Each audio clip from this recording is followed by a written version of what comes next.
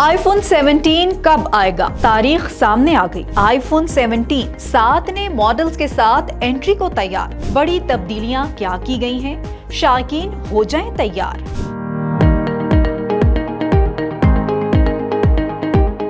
Apple के चाहने वालों का इंतजार खत्म होने को है। ब्लूमबर्ग की रिपोर्ट के मुताबिक आईफोन 17 सीरीज 9 या 10 सितंबर को एक इवेंट के दौरान मुतारिफ करवाई जाएंगी।